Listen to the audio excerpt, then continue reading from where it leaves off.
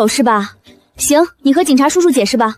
小朋友，你说她是你妈，她说她是你女儿，你说你不是她妈，对吧？警察叔叔，这小孩是人贩子，他居然当众喊我妈，吓坏我了。妈妈，你是不是摔傻了？停，我才18，你认妈也认个年纪大点的行不？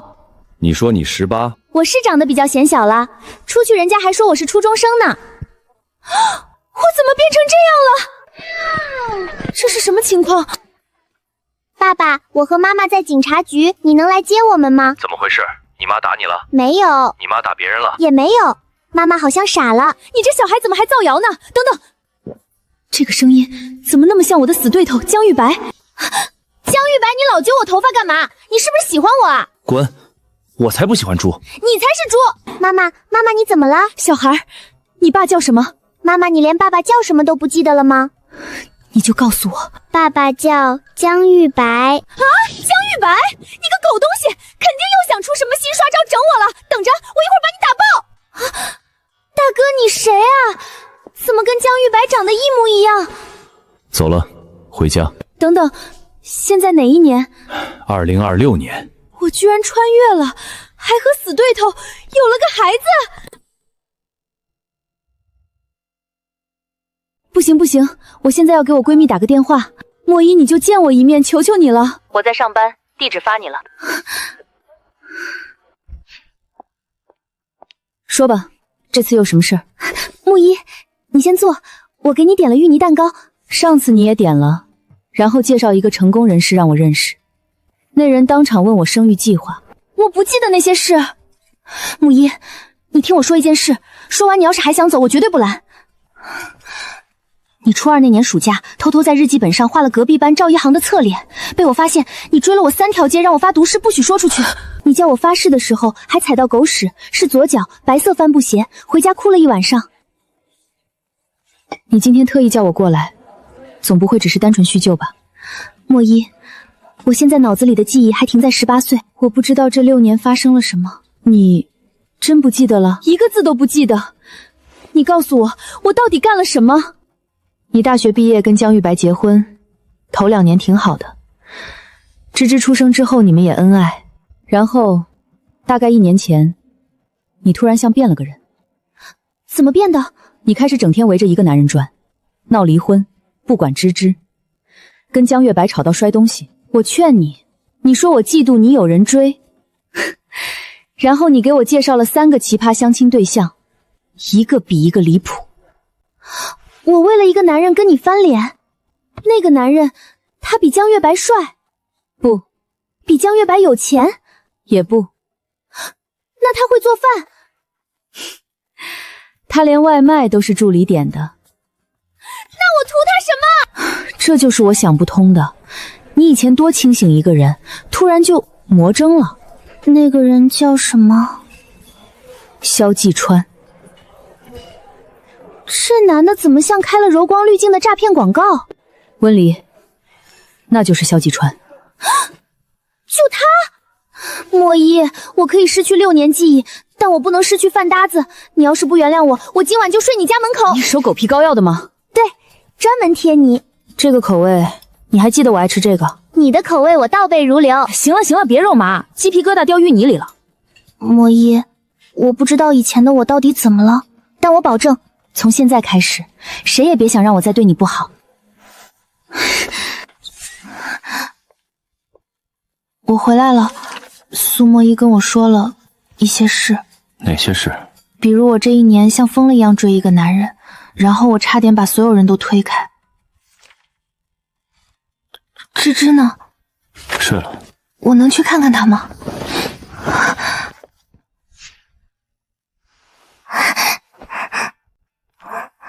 他怕你碰小熊，上次你把他扔进旧物箱，芝芝找了2天。我扔的？你说那是廉价垃圾，不配放在家里。行了，我知道了。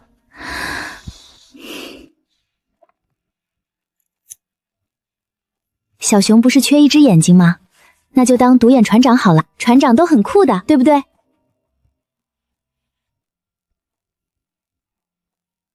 小熊船长归队，晚安。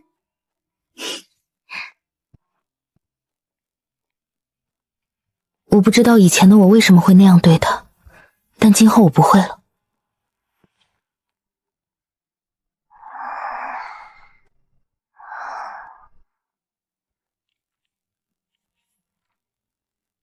原来的我，什么意思？苦死了，但是不能睡，万一一觉回来又被那个24岁的我抢走身体。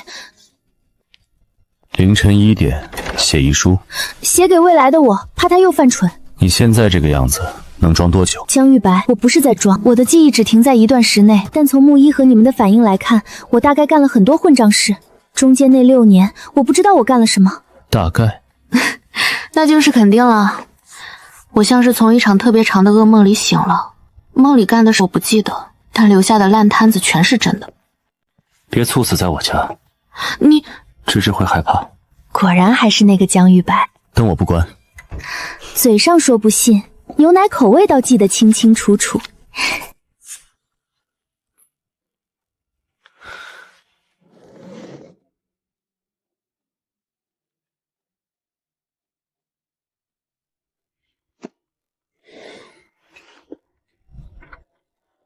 你今天来干什么？妈，你怎么有白头发了？少来！你怎么胖成这样了？什么叫中年发福？你那个啤酒肚是发福，爸，你肚子能当桌子用了。你以前多瘦啊！文离，你到底是来看我的还是来骂我的？我想你们啦。先说是，再撒娇。你上次来开口就是20万。20万？你忘了，你拿了钱说是给什么萧公子买表，还把你爸的老花镜卖了。还有我那个祖传茶壶。我以前到底是个什么东西？爸，茶壶我赔你，老花镜也赔，钱我慢慢还。你说真的？我是来看你们的，不是来要钱的。妈，你瘦了好多，是不是不好好吃饭？少管我，你管好你自己。给你的，妈妈试过了，现在不烫了。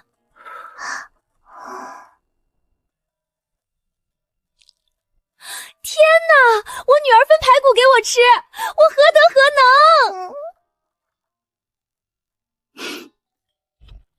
妈，我来接芝芝。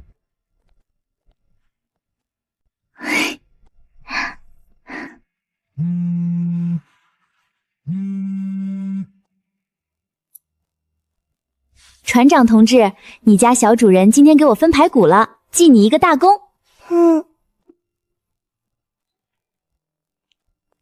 太太，有人送花给您。黎黎，他叫我黎黎。太太，萧先生以前经常送花过来的。经常？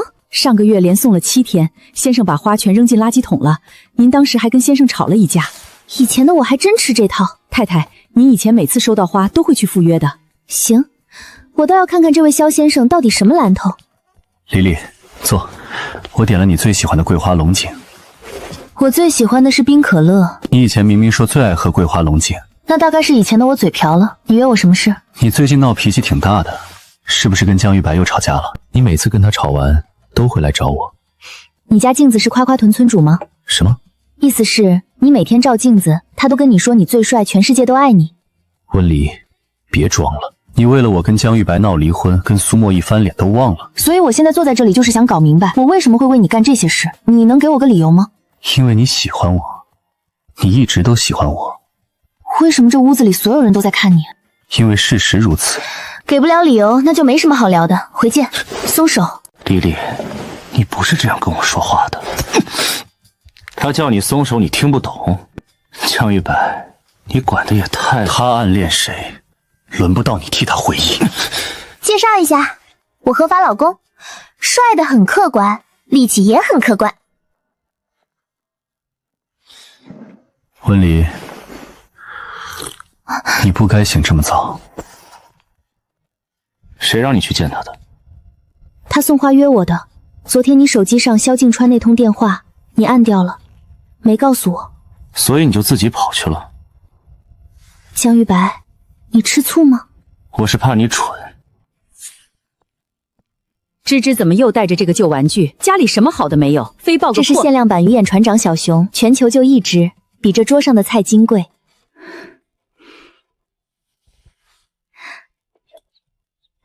这孩子越来越不爱说话了，3岁半还这么安静，是不是该看看？我女儿不是不会说话，她他只是觉得这桌上暂时没有值得他开口的人。他怎么跟以前不一样？芝芝困了，我们先走了。温离，你别得意，玉白哥哥最近身边还有别的女人呢。哦，谁？反正有就是了。我刚开始追夫，赛道怎么还挺拥挤？那是不是江太太？她骑的什么？天哪，江家破产了！芝芝，妈妈今天骑风火轮来接你，要不要试试？坐好啦，妈妈要起飞了。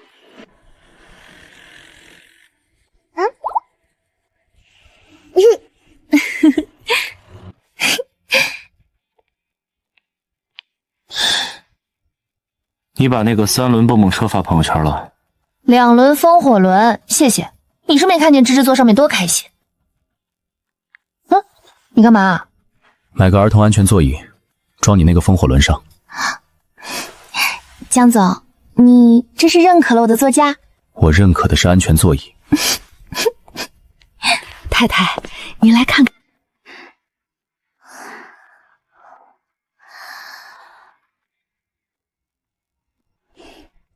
芝芝，妈妈能申请下次长高2厘米吗？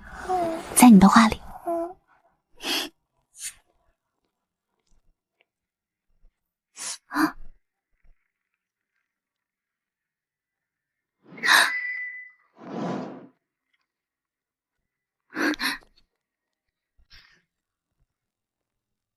哟，一家3口齐了。莫依，你今天眼影真好看。少拍马屁。芝芝越来越可爱了，这小熊是新打扮，酷。温离，好巧。不巧，你走吧。你以前最喜欢我穿这套西装，还说衬我肤色。以前的我审美这么恶吗？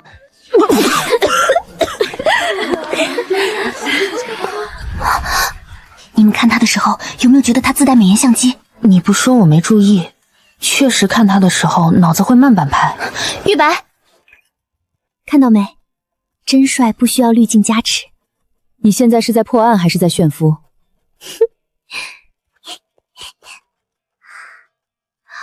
芝芝为妈妈。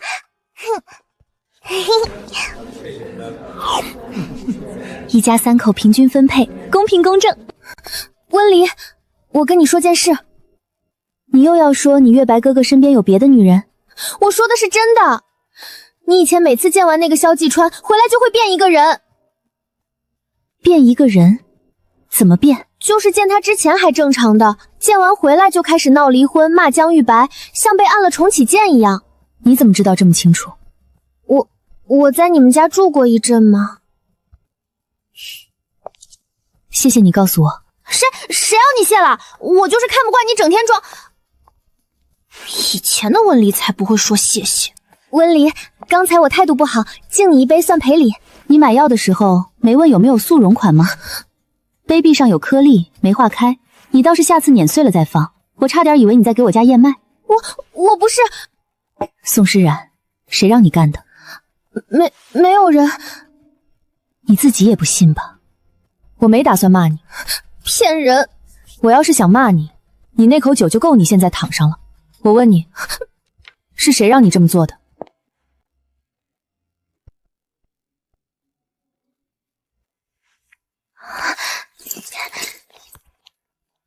萧季川的助理。江之间。什么？睡中间。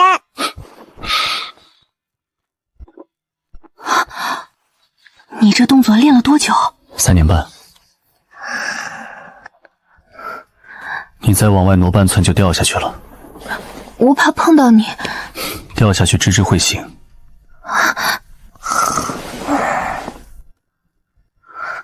他手好稳，我人没了。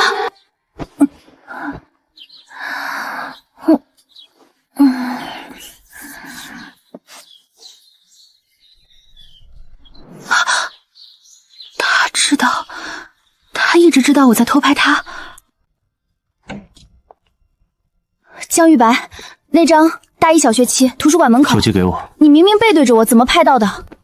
玻璃门有反光。操场那张照片呢？你在跑步。你快门声太大了。你从那时候就知道我喜欢你。文离，你到底记得多少？什么声音？什么声音？没事，可能没睡好。妈妈别走，妈妈不走。拍摄中，闲人免擒。我不是闲人，我是外卖。编剧苏沫一点的加急芋泥蛋糕。苏老师没说过让他进来。这段台词写得像小学生日记，你让我怎么演？观众看了不尴尬吗？苏编剧是不是没谈过恋爱？他谁啊？女一号，背后有人，谁都动不了他。戏好吗？你觉得呢？又来蹭探吧的，片场怎么什么人都放进来？不是蹭探吧的，我是编剧的亲友团，来学习的。学什么？我第一次见需要找角度才能像女明星的人，太有挑战性了。你说什么？木易别动，你看，不用找角度，随手一拍就很好看。少拍马屁，这叫客观记录。某剧组路炮流出，编剧气质碾压女主角，这什么标题？哦，可能有人偷拍到了。温离，跟我没关系。你把照片发哪儿了？朋友圈设的公开，可能被人截了。上车。莫一回见，明天我再来给你送饭。别来了，你来一次我心脏骤辞一次。你帮他出头了？你不高兴？你18岁的时候也这样，谁欺负苏沫依，你比他本人还气。你记得我18岁什么样？芝芝在家等你吃饭。芝芝，吃饭啦！今天我们一起玩投票的小游戏。规则很简单，妈妈排糖醋排骨，爸爸排清蒸鱼，你喜欢哪个？贴纸贴上去。我的鱼用的是今天早上的活鲈鱼，蒸了8分钟，蛋白质含量。我的排骨用了整整半瓶番茄酱，好吃到我自己偷了3块。难怪少了3块。质检。赢了，芝芝选我。他选的是排骨，不是你。完了，妈妈输给排骨了，我在女儿心里连一盘糖醋肉都不如。排骨，妈妈，你叫我什么？芝芝，你刚才叫妈妈了，对不对？你叫了，对不对？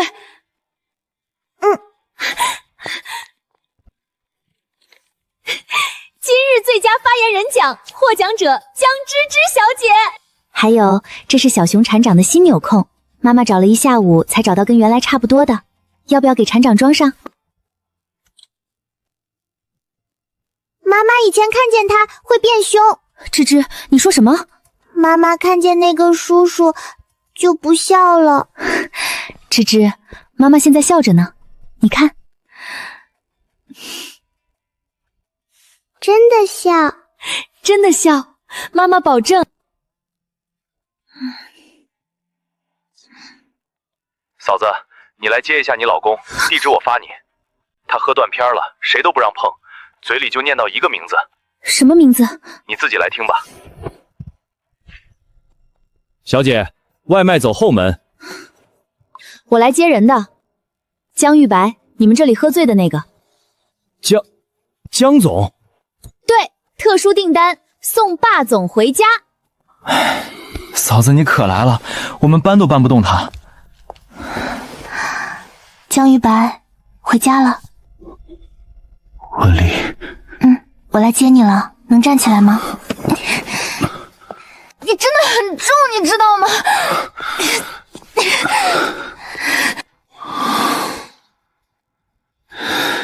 文离。你会不会又不见了？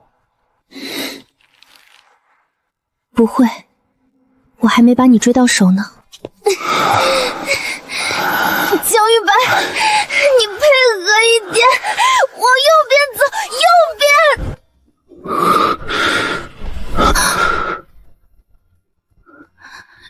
江玉白，你先起来。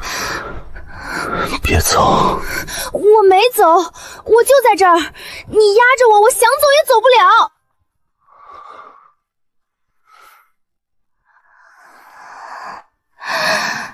江玉白，你清醒的时候绝对不会干这种事儿。没事的，他喝醉了，这是意外，不是他故意的。冷静。你昨晚的事你记得吗？什么事？你坐小电驴回来的事。我记得坐了一辆速度很慢的交通工具。还有呢？还有什么？没有了，什么都没有。文离，下次接我，坐后座记得让我抱紧你。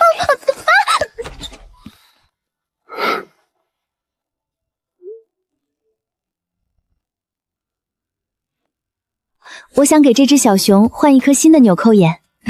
这只熊有些年头了，它叫什么名字？小狸熊。小狸熊？爸爸说是妈妈给取的。你怀孕7个月的时候买的。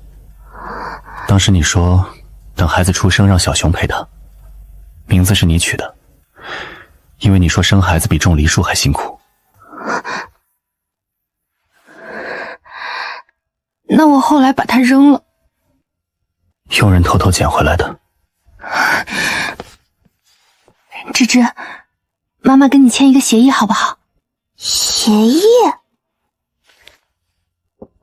第1条，妈妈负责缝补；第2条，爸爸负责洗澡；第3条，芝芝负责爱他。3方签字，立刻生效。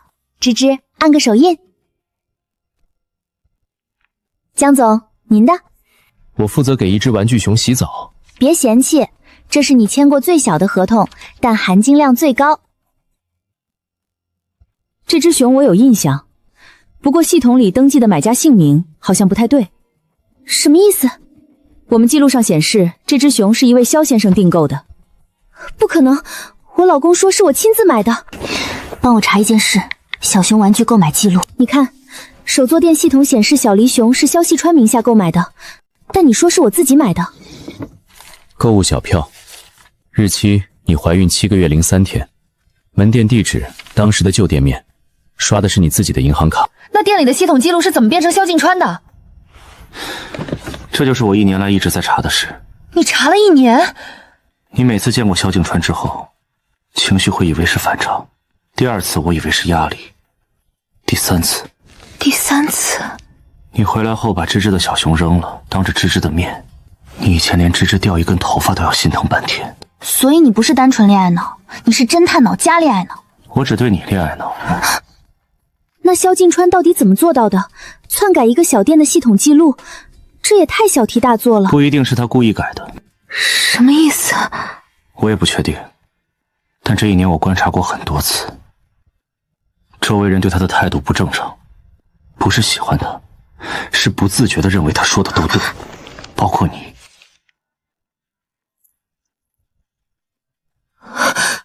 江玉白，你过来看这个。什么？上面刚才有字。什么字？女配觉醒度10%。你确定你看清了？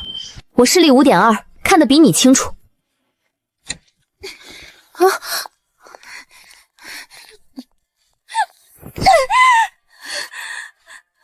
文离，我要疯了！你从老宅跑过来就为了跟我说这个？我最近总做一个梦，梦里有一本书，书里我是个恶毒女配，专门给你使绊子，每次醒来手就发麻，脑子里有一个声音让我去找你麻烦。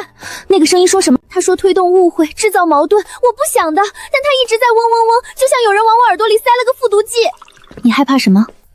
我怕我睡着以后又去干蠢事。上次那杯白天根本不想害你，可到了晚上脑子就不听使唤。宋诗然，我不笑话你，你不骂我，你来找我，说明你还能分清哪个是你自己，哪个是那个声音，这就够了。来，我给你制定一个犯蠢自救3件套。什么鬼？第一，想害人之前先喝一杯水，给大脑降温。第2，想挑衅之前先照镜子，确认是不是自己想干的。第3，想靠近萧害川之前，先给我发定位。凭什么给你发定位？因为你自己拦不住自己，我帮你拦。这是那天酒会之前，萧继川的助理在电话里说的，我偷录的。只要温离重新走剧情，江玉白会自己崩掉。什么意思？他一闹离婚，江玉白的项目就会出。萧总说这叫剧情。这段录音你留着。我本来想删的，但那个声音让我删，我就偏不删了。干得好，下面进入家庭默契挑战环节，题目是妈妈最怕什么？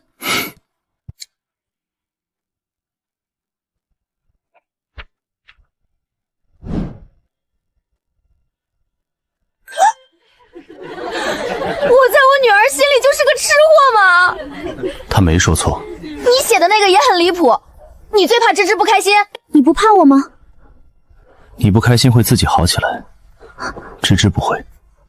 爸爸妈妈加油！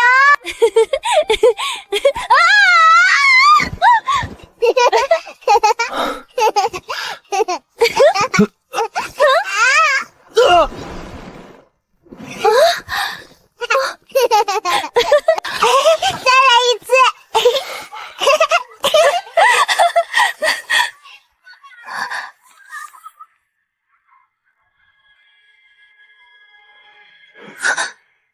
又怎么了？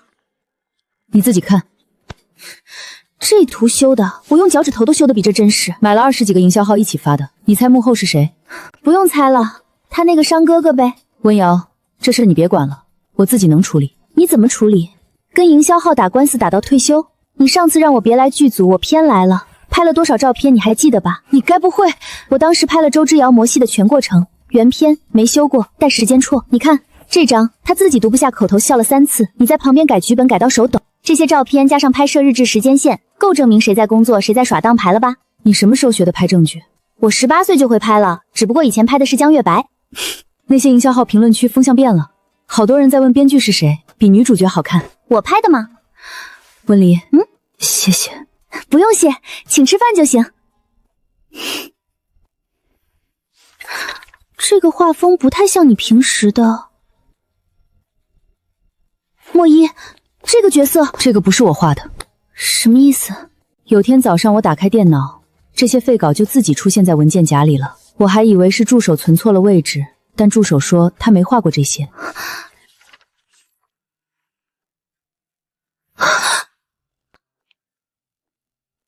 你们在看什么？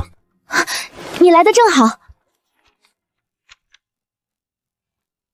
你们到底在查什么？这些事越来越不正常了。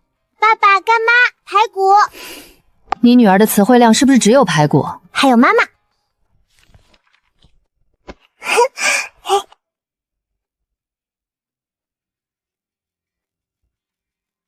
抵抗叙事，什么意思？你说你是从18岁传来的？对。如果不是穿越呢？如果你一直都在，只是一直被什么东西压着，直到现在才挣出来。江玉白，我想跟你说实话。你现在才说？因为我自己也不确定到底是什么情况。从我醒过来那天起，我以为我是穿过来的，因为脑子里的记忆只停留在我穿越前。但小票、废告、芝芝说的话，这些都不像穿越。你觉得是什么？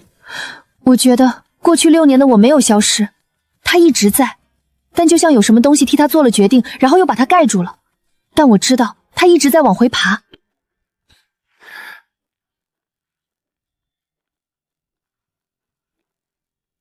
这是我1年来收集的。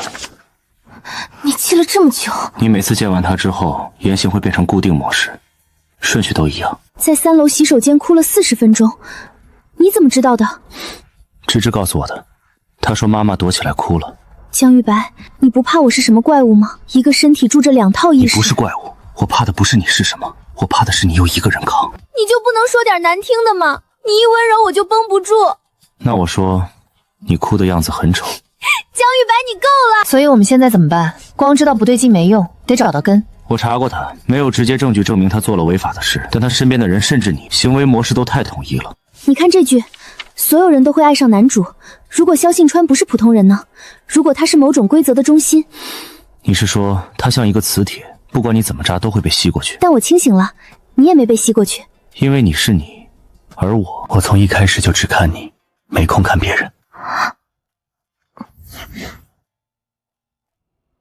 那从现在开始，我们一起查。好。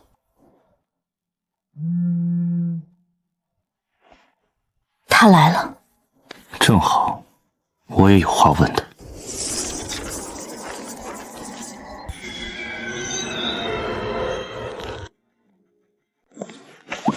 李丽，这次倒主动了。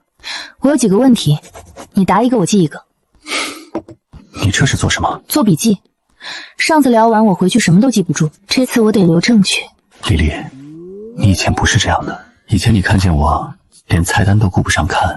油腻语录第一条，你以前不是这样的。经典句式，试图用过去绑架现在。文离，萧季川，我问你一个正经问题，你觉得我为什么会喜欢你？因为你从大学就……我问的是原因，不是时间线。你哪一点值得我放弃老公、孩子、闺蜜？你说一个。有些感情不需要原因。油腻语录第二条，感情不需要原因。翻译，我也不知道，但你就该喜欢我。温离，你本来该爱我的。凭什么？凭你香水味大，还是凭你自拍角度少？既然约了我太太，那我也来做做。江玉白，你这么紧张？城南旧改项目，你名下公司在招标环节提交了伪造的资质文件，这是副本，这个你可以去跟商务局聊。你助理陈离2周前在我应酬的会所接近我的酒杯，监控截图在这里。还有这个，今天的完整对话我都记下来了，你要不要检查一下有没有错别字？以后有事找我律师，别找我。配角靠近主线是会付出代价的。妈妈看，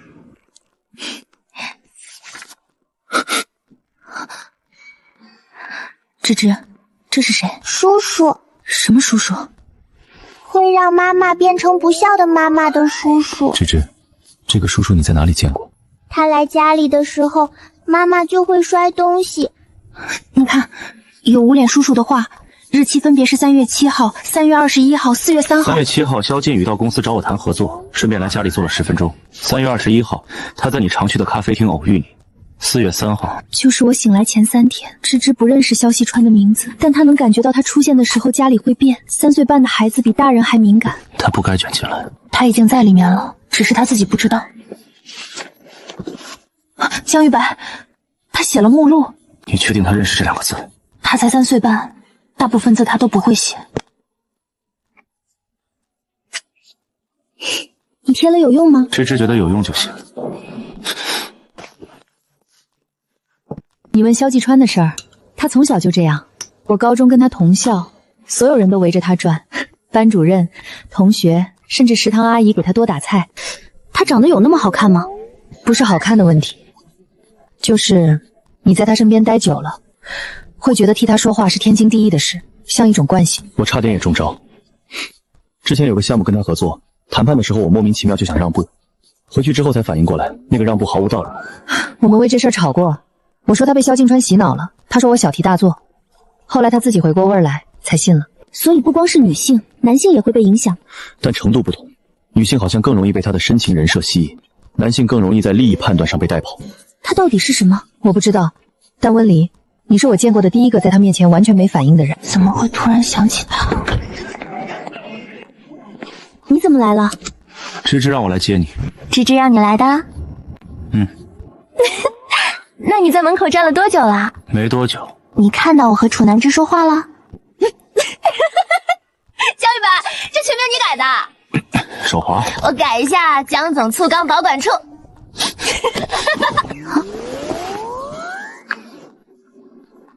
大儿表白，江玉白，我喜欢你。这封信你拿着，不准当面拆。我想起来了。想起什么？我大二跟你表白后，本来在等你回复，但我在台阶下碰到了萧季川，我不记得他说了什么，但从那天起，身边所有人都在说萧季川更适合我。你当时等我了吗？江玉白，对不起。不是你的错，你当年到底喜欢我什么？第一，你长得好看；第二，你成绩比我好，但从不装；第三，你骂人从不带脏字，但每句都扎心；第四，你偷偷给我带早餐，还非说是多的；第五，够了；第六，你吵架从不输我，灵魂拌嘴。这一条最重要。江玉白，那封信呢？我给你的那封。我没有收到过信。不可能，我亲手塞给你的。你塞给我之后，我放进外套口袋，到宿舍翻口袋，信不在了。我以为你反悔拿回去了。我没拿，我在台阶下碰到萧继川之后，就什么都不记得了。他拿走了那封信。江玉白，信的内容我都记得，你想不想听？你说。江玉白你好，我是温离。我想了很久，不知道怎么开头，想来想去，觉得还是直接说我喜欢你。不是那种你成绩好所以我崇拜你的喜欢，是那种你路过我就想回头，你骂我都想笑的那。后面写的太肉麻了，我念不下去了。那就不念了。晚了6年，但算收到了。你确定那封信会在这里？我当时是文学社的，这是我的专属柜。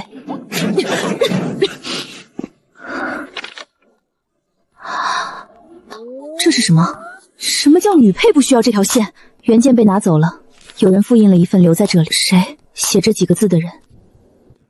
这个笔记不是手写，是印出来的，像自动生成的，像打字，但又不完全是。字迹会根据纸张弧度弯曲，好像是纸本身长出来的。江玉白，我喜欢你，不是那种崇拜的喜欢，是那种你路过我就想回头。别念了，你不想听？我想留着自己看。那是我写的。你写给我的。我喜欢江玉白，才不喜欢别人。这是我的声音。没有广播设备。这个世界在回放我的过去。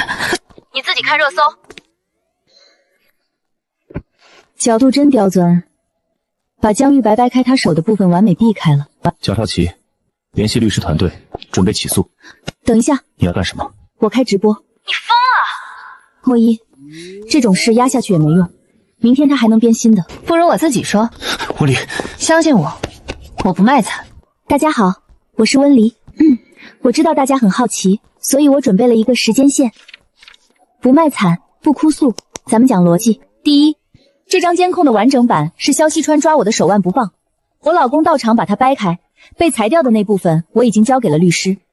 第二，这位萧先生在我不情知的情况下，1个月送了7天花，每次送的花都被我老公扔了，附赠萧先生语录精选。第一条，你以前不是这样的。第二条，感情不需要原因。第三条，你本来该爱我的。我不知道以前的我为什么犯糊涂，现在的我很清醒。我爱我老公，我爱我女儿。至于那位萧先生，谢谢老公。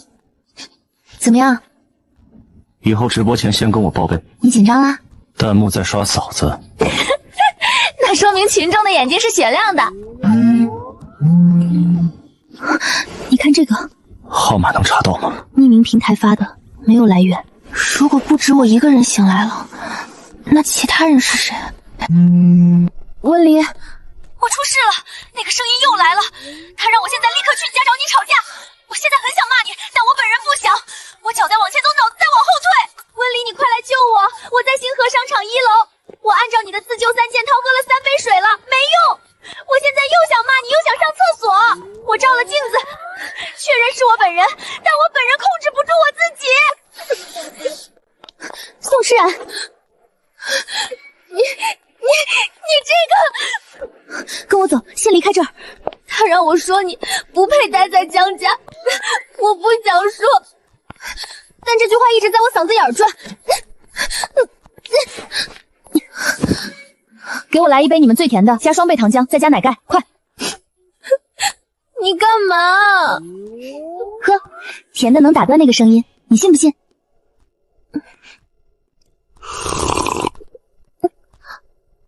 他停了。什么？那个声音停了，甜的能让他闭嘴？可能你脑子里那个剧本没考虑过，恶毒女配也需要糖分这个变量。温离，我真的不是故意的。我知道，那个声音越来越频繁了，以前1周1次，现在几乎每天都有。他让我做的事越来越具体，上周让我制造温离和江玉白的裂痕，今天让我在公共场合羞辱温离。他用的措辞是不是很像小说章节纲？对，就像那种本章节任务推动误会。他还说了一个词，什么词？章节节点。他说下一个章节节点快到了，是江玉白误会温离。他告诉你具体是什么误会吗？没有，只说如果这个节点完成了，你和江玉白就会回到正确的剧情轨道。拿着。什么鬼？你让我把这个贴身上？对，贴在胸口。每次那个声音来的时候，你就低头看一眼，就提醒自己今天不上班。我才不！哼，丑死了！比你之前在酒里下药的样子好看多了。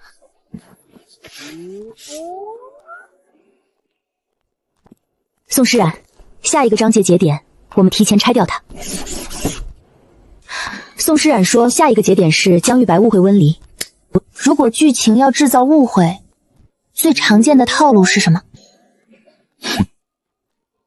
独处照片。对，拍到我跟萧劲川单独在一起的照片，发给你，或者发到网上。你看了之后应该暴怒、质问、冷战，然后我们就吵起来了。所以你的计划是？他要拍我跟萧劲川独处，那我就让他拍到一屋子人。怎么想通了？没想通，就是有几个问题想当面问你。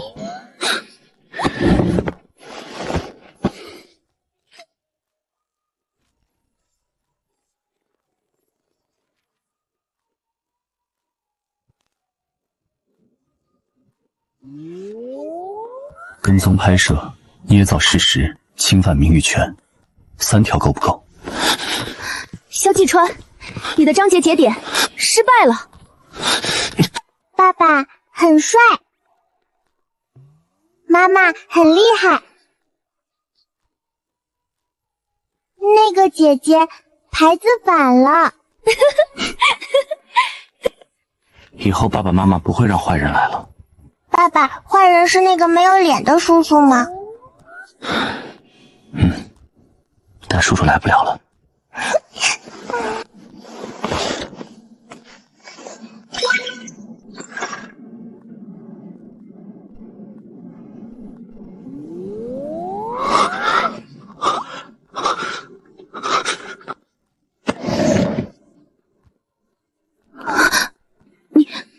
这是你写的？我打开电脑，它就在了。我没有创建过这个文档。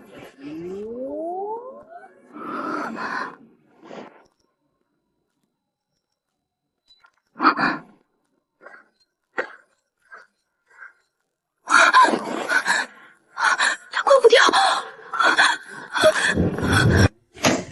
只能出现，自能消失，但我不签。他在逼我们按剧本走，我不按他就自己改。温离，看着我，不管出现什么文件、什么协议，我的名字不会签在那上面。既然关不掉，那我就把它变成废纸。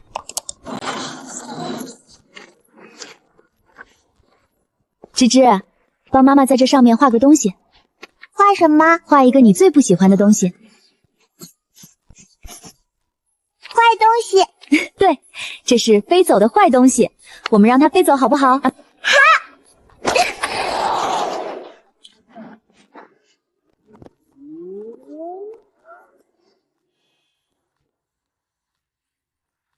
这是什么？这本书我没买过，我也没见过。掌心。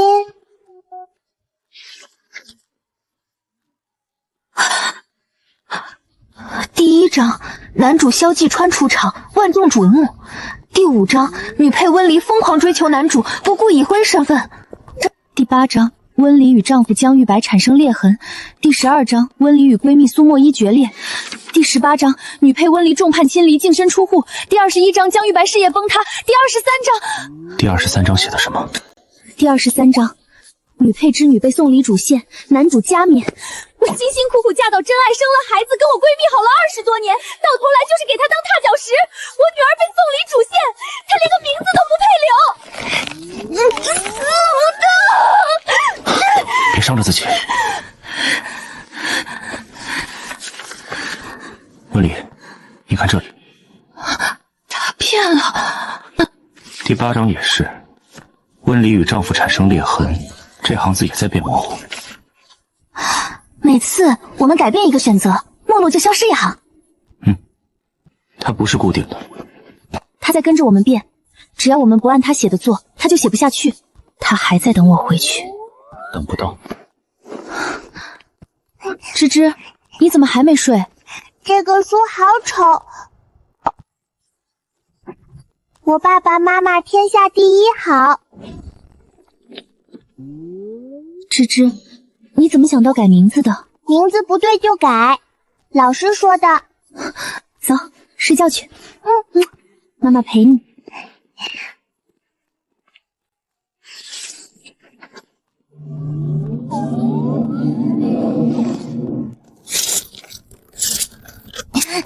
火烧呢？你想把整个书架点了？这本破书撕不烂剪不断，难不成等它自动报废？温里，你看这些变模糊的章节，每一行都对应我们做过的选择。它不是撕掉的，是改掉的。你的意思是我们不用毁了它，只要让它写不下去？它的规则是逼每个人走预设的路。那我们真正要做的，不是复仇，也不是跟萧雪川拼个你死我活。是什么？让每个被牵着走的人，自己做回自己。所以不光是我们俩的事，谁被剧情拉过，谁就得自己醒过来。对，光环不是我们能打掉的，但每个人清醒了，他就少一份力量。清醒计划：第一，证据，把萧敬川干过的事一件件摆出来；第二，选择，让每个人重新做判断，不靠感觉，靠脑子；第三，锚点。什么意思？每个人都得有一个东西能把自己拉回来。宋诗冉靠奶茶，苏木一靠漫画，芝芝靠小熊，我们也得有。你的锚点是什么？你和芝芝。家庭锚点第一项，每天一起吃早餐，从明天开始。温氏早餐正式开业，今日主厨我，营养顾问江玉白，试吃员芝芝。多吃蔬菜，少吃圆。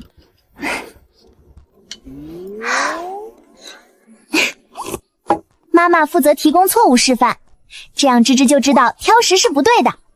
我是反面教材，反面教材也得把菜吃了。芝芝今日勇气奖，不好吃，但是吃了。明知不好吃还吃了，比妈妈强100倍。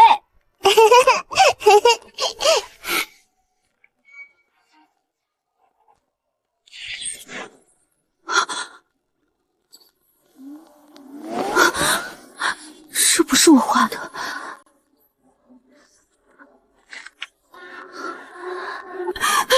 温离，你那本书我好像也有问题了，我的角色开始不听我的了。现在看着挺正常的，他动过，我亲眼看见女主角自己转了身。你的漫画是什么题材？校园甜宠，男女主青梅竹马，从高中到大学。你这个男主角原型是谁？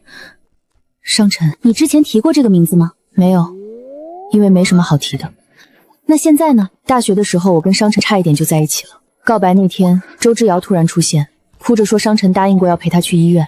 商尘只是想先送他去，跟我说等1个小时就回来。然后呢？然后他没回来，不是他不想，是每隔3天就会冒出一件事把他拽走。周之遥哭，周之遥生病，每次他刚要来找我就被劫走了，跟我被萧敬川劫走一模一样。我以为是他选了周之遥，但现在想想确实太巧。商尘现在在哪儿？他接手了连锁餐饮生意，但我们已经3年没说过话。走，去见他。温离，你自己的真相也得查，万一他跟你一样被耍了呢？我不知道该说什么。不用你说，我翻译。木仪，你怎么？我来问你一件事。他来跟你对账的，别紧张。什么账？大学那年，你说等1小时就回来，为什么没回来？我回去了，你已经走了。我打你电话关机。第2天我去你宿舍楼下等，你室友说你不想见我。我室友？我没跟任何人说过不想见你。后来每次我想约你，总有人告诉我苏木易说不用了。周之遥，你的同事，甚至你的编辑，每个人都说你已经放下了，让我别纠缠。我的编辑，对，你当时的编辑还劝我说木一在拼事业，你去打扰他就是害他，我就信了。商尘，你信那些话的时候，是不是觉得好像确实应该这样？没来由的，就是觉得退开是对的。你怎么知道？因为我见过同样的症状，身边所有人都在替你做一个你不想做的决定，但你偏偏觉得他们说的对。我想了3年，想不通我到底哪里做错了。你没做错，我翻译一下，他的意思是他一直想找你，但以为你不愿意见他。你的意思是你一直在等他，以为他选了别人，你们俩都被人传了假话。温婷，你闭嘴！他说的也没错。我不需要翻译。好，我走，你们聊，我去外面等。冰箱里有饮料的话，给他拿1瓶。他紧张的时候需要喝甜的。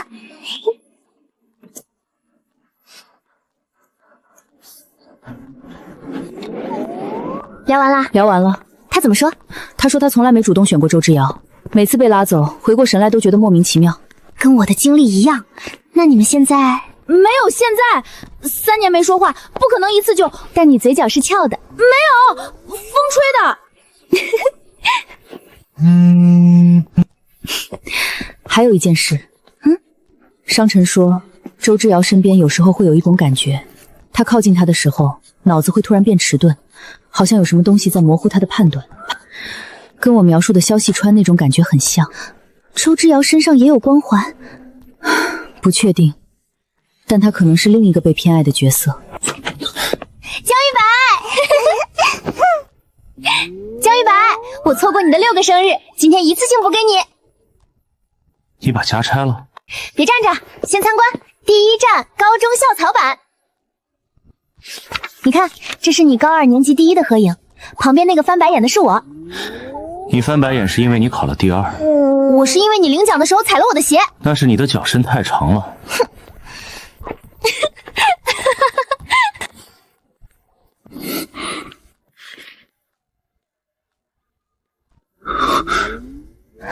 玉白，芝芝长大了。最后1站了，这个才是真正的礼物。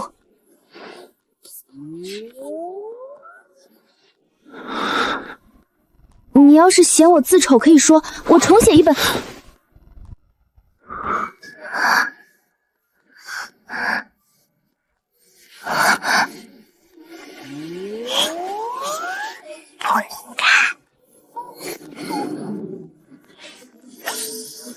江叔，我今天来不是谈生意的，我是替您担心。温离最近的越来越出格了。担心什么？他直播洗白，公开拉踩我，是在消耗江家的名誉。你应该比我更清楚，她嫁进来之前江家什么声望，嫁进来之后，玉白的确因为她耽误过不少事。江叔，我跟玉白没有私仇，但温离继续这样闹下去，投资圈会怎么看江家？城南项目的合作方已经在观望了。我听说温离最近精神状态不太稳定，他要是真出了什么问题，受影响最大的是芝芝。你今天到底想说什么？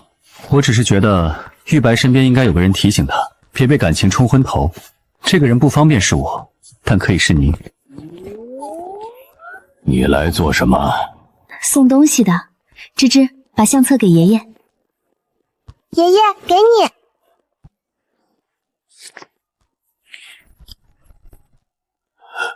爷爷，爸爸小时候也没人抱吗？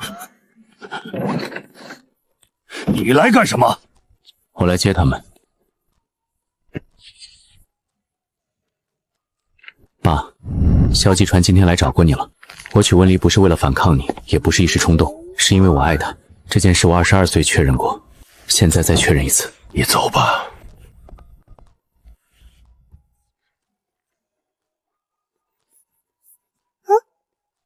坏字字。什么？那里有坏字字。芝芝，你看见了什么？女配不准靠近。芝芝，你看见的是字吗？飘在空中的。这边也有。芝芝，你能把你看见的画下来吗？芝芝能看见剧情提示。怎么了？飘在空中的那种，我们看不见，他看得见。他3岁半，温离。我知道，所以我才不想瞒他。他已经看见了那些字。如果我们不告诉他那些字不可怕，他会以为是自己的问题。你打算怎么跟一个3岁半的孩子解释你活在一本书里？我不解释，我就告诉他那些字是坏蛋写的，坏蛋说的话不用听。小熊代表我开会。好，那请小熊董事入座。小熊董事的饮品到了。坏蛋的那些字，他们是坏蛋写的，坏蛋想让我们按他说的做，但我们不用听他的，懂吗？坏蛋是写字的。对，坏蛋只会写字，不会做别的事，所以你看见了也不用怕。如果又看见新的字，就画下来给妈妈看。小熊看见了也画吗？小熊看见了，让你代笔。他不该承担这些。明天给妈妈看。所以你是说我差点为了萧敬川跟南芝离婚，不是因为我真的喜欢他，是因为某种规则在推我。你有没有想过一件事？所有关于你暗恋萧敬川的传闻，有哪一条是你自己说出去的？没有，每一次都是别人在说，但我从来没喜欢他，每次见到他浑身不自在。但所有人都在替他解释，微微只是不好意思，连我妈都这么跟我说过。你妈见过萧笑雨？我跟她解释了100遍我不喜欢他，他就是不信，直到有一天他自己也觉得不对劲。你看这张，我女儿画的，这些线牵着我们每个人。温离，你到底想让我们做什么？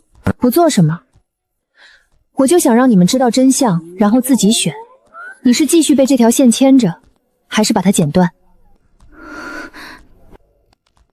这名字是认真的，完全认真。从今天起，我们4个就是第一批正式成员，目标只有一个，搞清楚什么是真心，什么是剧情上头。怎么区分？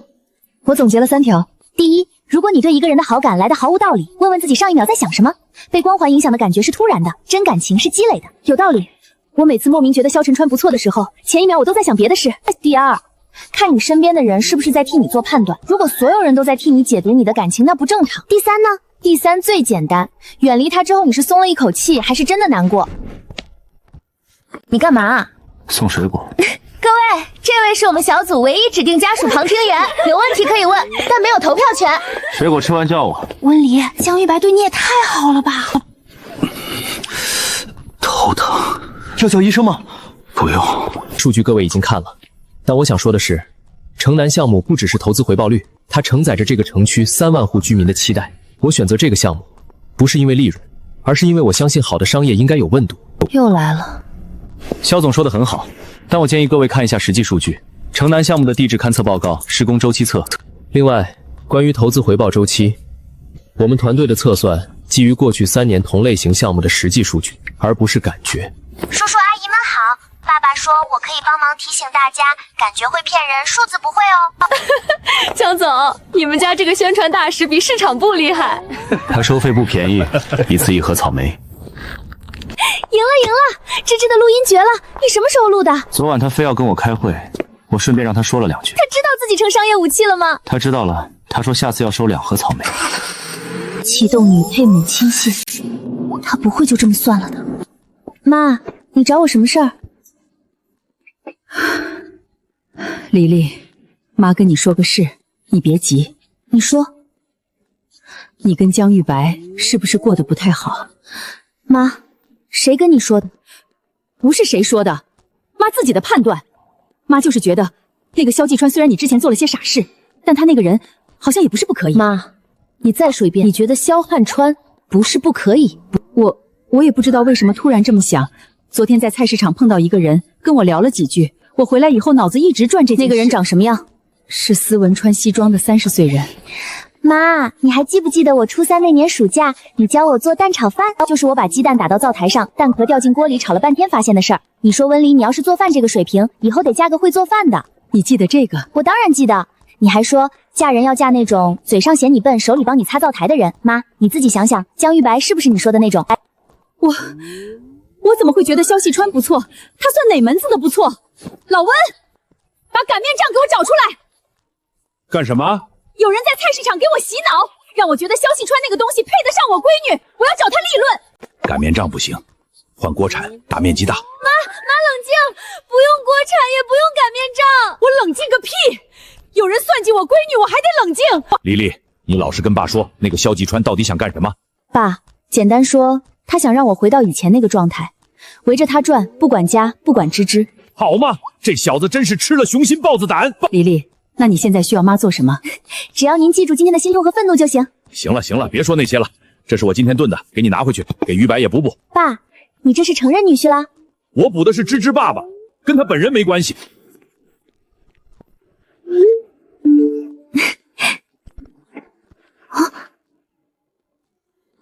地上脏脏。李姐，这谁干的？江玉白，你在求婚？你过来，芝芝帮的忙，她负责撒花。戒指呢？芝芝藏好了，妈妈找宝藏。江玉白，你女儿把你的求婚变成了寻宝游戏。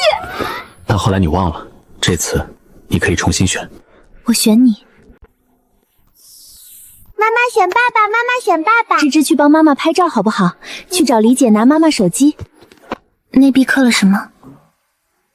你刻这种东西，是怕我戒指丢了没人知道退回哪儿吗？不是给别人看的，是刻给你的。你以后哪天再忘了，低头看一眼就行。江玉白，你能不能别在我想耍帅的时候说这种话？我妆都要花了。那就别忍了。江玉白，你要是现在不亲我，我就当你刚才的求婚不算。你笑什么？你心跳好快，霸总形象全碎了。碎了就碎了，都给你看。芝芝，妈妈来拍照啦！今天谢谢你。不用谢，你答应了就够了。你以前向我求婚是在哪儿？教堂，你穿了一条白裙子，我念了一整段词，你全程在哭。那今天呢？今天我的表现是不是好多了？今天他笑着说比那天好看。回房睡觉。你今天没开柔光滤镜。文离，我不跟你兜圈子了。你想知道为什么世中所有人都会不自觉地站在我这边？高中那个时候，我想要什么，就会有人替我铺路。你什么意思？因为我是中心。所以你知道，你从一开始就知道。我不觉得这是错，世界给了我这个位置，我为什么不用？那被你抢走的6年呢？温离的6年，芝芝被忽视的3年，这些也是规则。江玉白，你以为你能跟我平起平坐，只是因为你在剧情里还有用？萧季川，我告诉你为什么你错了。被安排来的喜欢不是喜欢，那不叫被爱，那叫被绑架。你觉得世界偏向你，其实你从来没有被任何人真正喜欢过。温离，清醒只是个意外，这个世界的规则还在，他随时可以把你拽回来。我说我还有用，那我告诉你，我不打算按照任何人的安排活着。萧总，要回去吗？启动最后一个节点，让温离在公开场合亲口承认他爱我，但他现在完全不受影响了。宋诗然发消息说，萧金川今晚搞了大动作，具体什么他不清楚，但他那个声音从下午开始就没停过。他约在公开场合，就是想让更多人看见，人越多，光环越好用。那怎么办？要不咱们别进去了？不，他要演，我就陪他演到底。但今晚不管发生什么，你们别替我挡，我自己来。我在。知道。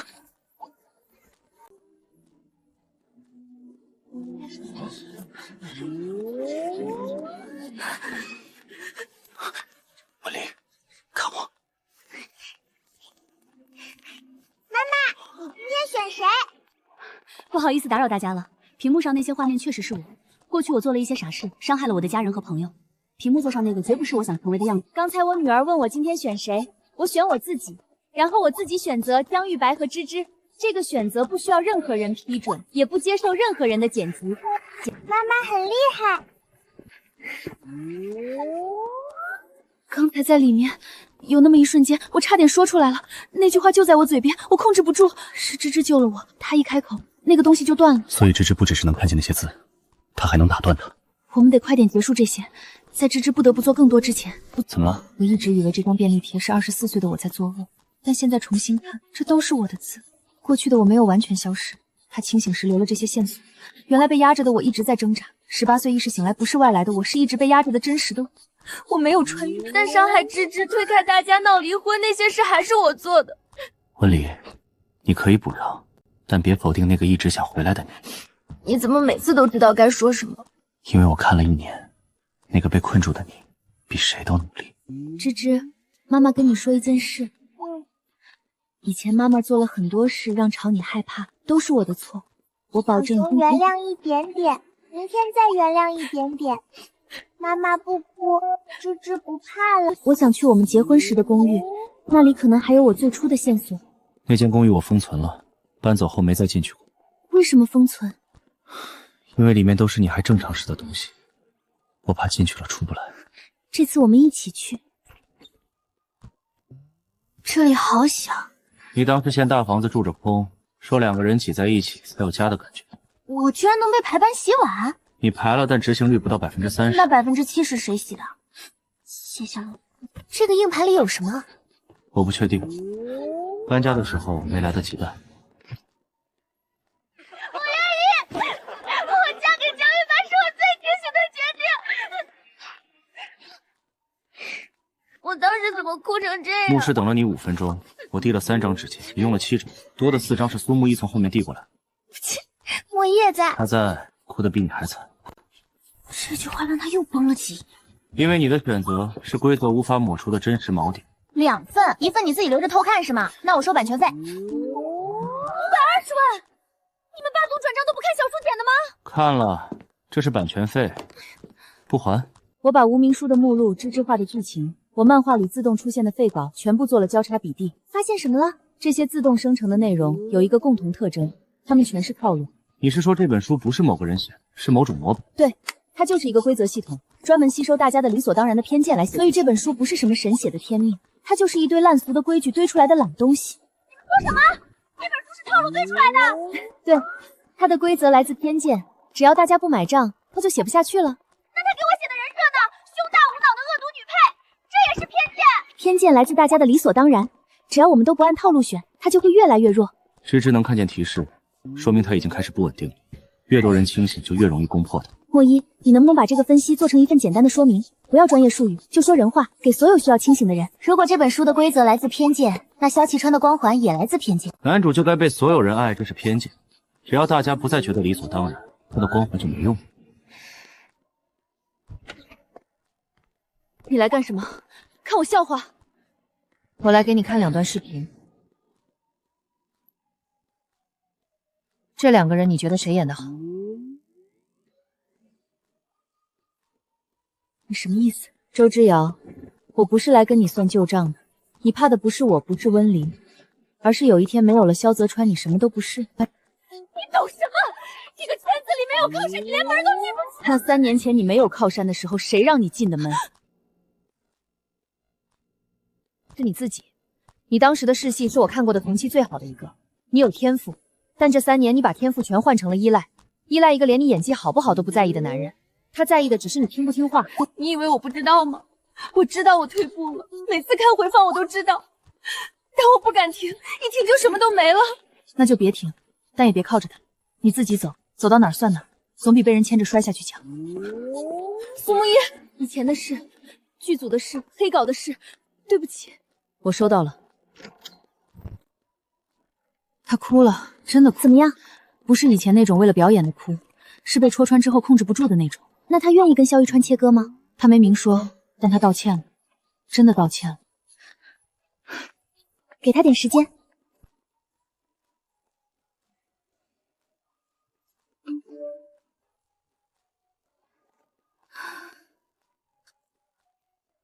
芝芝，我妈妈说你不是你爸爸亲生的，是真的吗？你妈妈认识我爸爸吗？不认识。那她怎么知道的？江先生、温太太，关于今天的事，我们非常抱歉，我们已经在调查谣言的来源了。另外，有几位家长提出什么？他们建议为了平息争议，是否可以出示一些证明？什么证明？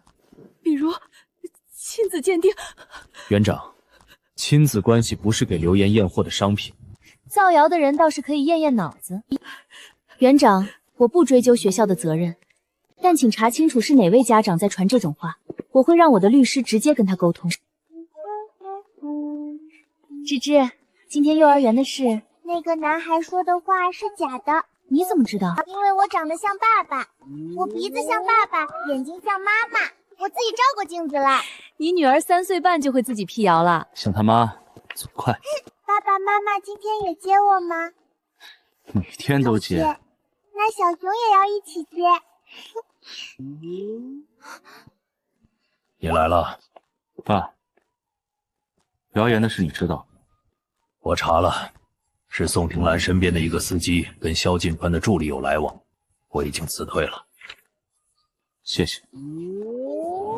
玉白，上次萧西川来找我的时候，我差点被他说动了。我知道。你知道还来？因为你后来看了芝芝的相册，芝芝问你爸爸小时候也没人抱吗？你没有被萧西川说动，是芝芝拉回来的。玉白，爸，你可以补救，但你不能要求我马上原谅。好，玉白，这是我查的萧继川近1年的资金往来，有一笔异常，他投资了一个影视 IP 项目，项目名叫《掌心虫》。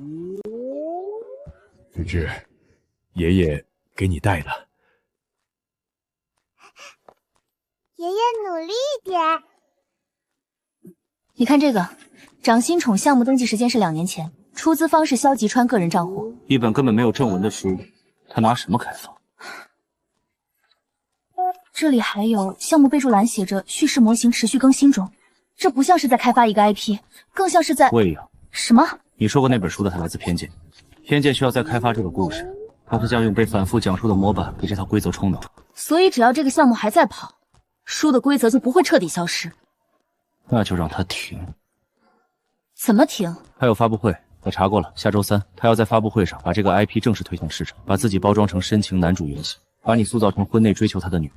那就让我在他的发布会上当着所有人的面亲手改掉他的剧本。发布会上他安排了一段官方剧情版预告片，把你们的真实经历改编成他的深情男主故事。预告片时长8分钟。预告片之后呢？之后是媒体提问环节，他还安排了几个观众代表，应该是托负责引导舆论。我有个问题。说。我能去吗？我想亲眼看他翻车。来，但你有一个任务，发布会开始后盯着后台的设备，万一他锁了大屏幕不让切画面，你得帮我从后台手动亲。交给我，我虽然笨，但我会按按钮。我对他的执行力持保留性感。还行的，他唯一不会出错的事就是跟萧继川对着干，因为他那个声音让他听萧继川的，他现在偏要反着来。对，他说动我就往西，他让我帮萧凌川我就帮温离，气死他！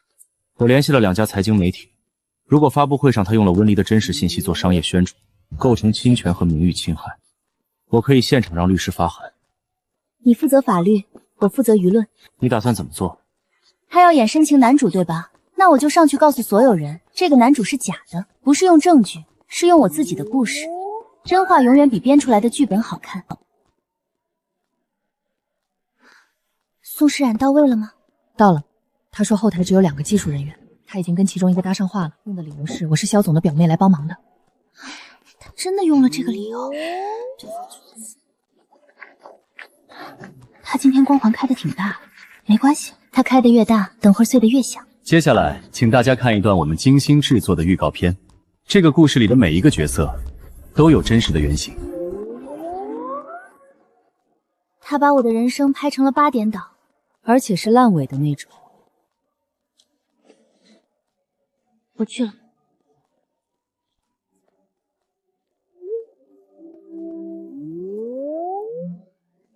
哥，我表哥说等会儿可能有个嘉宾要临时上台发言，你帮我把备用话筒开一下好吗？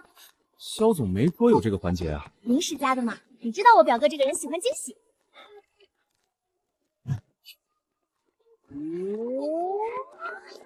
话筒开了，音响也调好了，你上去他们切不掉你的声音，干得好。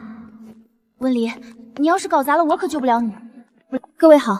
温离，这里不是你。我是温离，就是刚才预告片里那个迷途知返的女人。我今天来是因为我就是原型本人，所以我有权告诉大家这个故事是假的。我不打算卖惨，我今天就讲一个故事，一个女人怎么莫名其妙丢了6年人生的故事。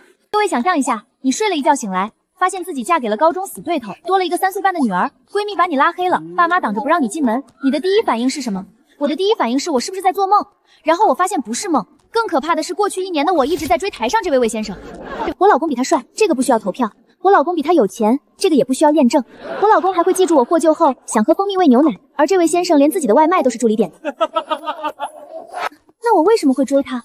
我想了很久，得出了一个结论：我脑子进水了，不是普通的进水，是那种有人拿消防水管往里灌的那种进水。我醒过来之后做的第一件事是给我女儿的小熊缝了一个眼罩，因为我之前把那只小熊扔了，她从此不敢在我面前表达喜欢任何东西。第二件事是去找我闺蜜。他被我拉黑了。我在咖啡厅等了他很久，我跟他说，我可以失去6年记忆，但不能失去饭搭子。第3件事，我重新认识了我老公，他没有求我回头，也没有大吵大闹。所以这个故事的真相不是什么深情男主等待回归，真相是一个女人从一场梦里醒来，发现身边的人才是她人生的主线。萧继川先生，你的预告片拍得很好看，但你忘了一件事，原型本人还活着，还能说话，还能告诉所有人真相。你手在发抖，肾上腺素，等会儿就好。妈妈回家给你带草莓蛋糕。如果他不回来，那就让他离开。只要他走了，他早晚会崩。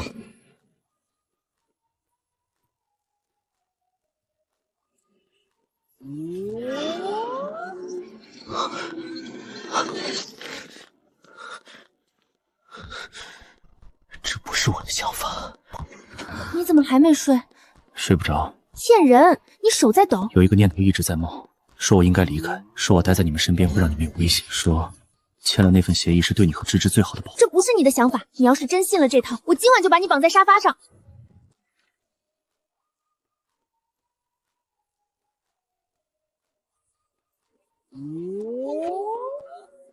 签。你拿刷碗威胁信？不虐恋，不失联，不用离开证明爱，这3条谁先违反，谁洗碗到天荒地老。你吓死我了！我半夜醒来发现你不在，心脏差点停了。芝芝，你怎么醒了？爸爸不可以睡沙发。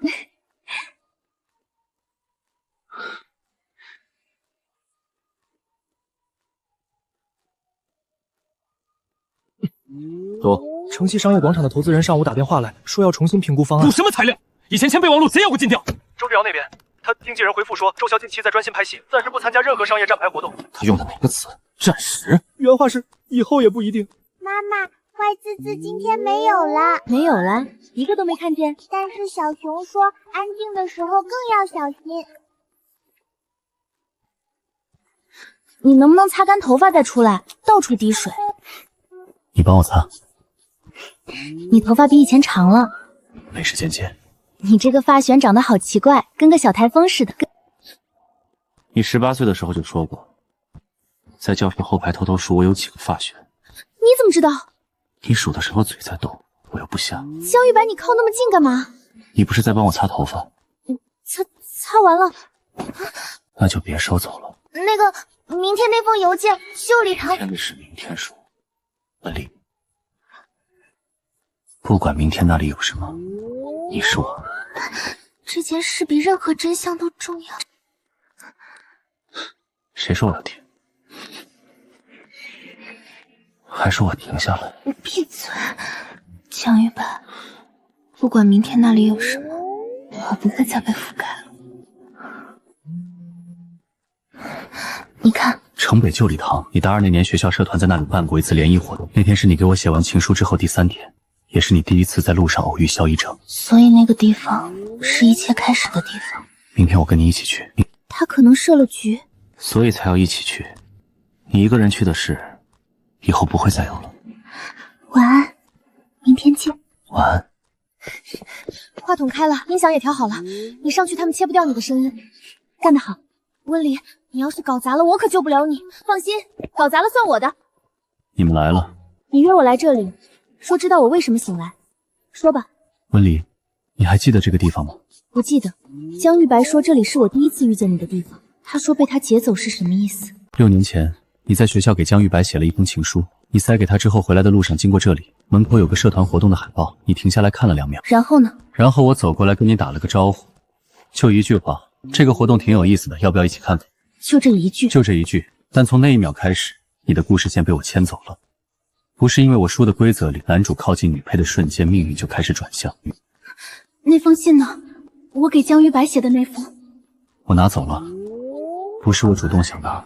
那天你走了之后，我经过图书馆台阶，那封信就在地上，我捡起来看了，然后我脑子里有一个声音说，女配不需要这条线，我把信收走了。当时我觉得理所当然。理所当然？你凭什么决定我的人生？温里，你以为我一开始就知道自己是男主吗？不是，我也是慢慢才明白的。高中的时候只觉得自己运气好，大学的时候觉得好像所有人都愿意帮我，直到你写了那封信，我第一次清楚的听到了那个声音。他告诉我你应该属于我的故事线，你的喜怒哀乐都应该围着我。够了，别再编织你的谎言了。因为在外他的目录里题为江玉白只是男配，男配不配拥有女配的心。所以6年来，我每次靠近真实的自己就会被你拉回去，不是因为我真的爱你，是因为每次你出现，那本破书就会重新覆盖我。对，每次你快要清醒的时候，我只要靠近生香，你会忘记自己在做什么，重新变成那个追着我跑的温里。那为什么这次没有？因为你太喜欢他了。这本书压了你6年，6年里你做了无数不像你的事，闹离婚、扔小熊、推开苏墨一，当着芝芝的面摔东西，但有一件事他始终改不掉。什么？你从来没有亲口说过我不爱江玉白，每次逼到最后要说这句话的时候，你就会短暂清醒，然后留下一张便利贴，一段录音。原来我一直都在拼命挣扎。剧情压得住你做的事，压不住你最深的选择。所以这一次，当压力积累到极限，真实的你彻底挣了出来。不是穿越，不是外来灵魂，是你自己打赢了一本书。江玉白，我回来了。我知道，你一直在努力回到我的身边。我不是来迟了，我是终于跑赢了那本破书。所以你今天叫我来，就是为了告诉我这些？不是，我本来想在这里让你重新走一遍6年前的路，让光环从头覆盖你。然后我又变成那个追着你跑的人？不会了，我刚才试了。什么？你试了什么？我站在这个礼堂门口等你的时候，试着启动光环。以前只要我想，方圆10米内的人都会对我产生好感。但刚才门口经过2个环卫工人，看都没看我一眼。因为你的光环已经彻底失效了，所以我只剩最后一个办法了。给我修正重置吧！所有角色必须回归预定位置。脑子里有什么在拉扯我？休想再控制我！抓紧我，温丽！来吧，我不怕你。怎么会这样？没用了，对我没用了。自己在消失？不会的，对你确实没用了，但对别人还有最后一次。怎么回事？手机在震动。苏木叶，你配不上商臣，你们终究不是一路人，趁早放手吧。周芷瑶今天吃错药了吗？这语气太诡异了。哎，你怎么自己在动？我写的故事里的角色都能选，我自己难道不行？换我的。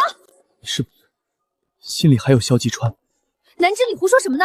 微微，刚才那些话不是我想说的，我脑子里有什么东西在推我，我控不住。我知道，这不是你的本意。看着我，南之，你现在看着我，你觉得我喜欢萧敬川吗？不，从来不觉得。刚才是我也不知道自己怎么了。那就够了，有你在就行。吵死了！闭嘴！不要去，我绝对不去找温离吵架。我说了，不上班就不下。温离是我的好姐妹，她送我的杯子还在呢。温离，听得到吗？温离，我扛住了，他让我骂你，我没骂。他现在在我脑子里疯了，但我把他当闹钟，吵归吵，我不起床。这都是些什么东西？阻止玉白和温离，我怎么会想做这种事？不，这不是我的本意，我的脑袋被控制了。芝芝送我的木马，是啊，爷爷得努力一点，不能让孩子们失望。去你们的计划，都给我碎干净！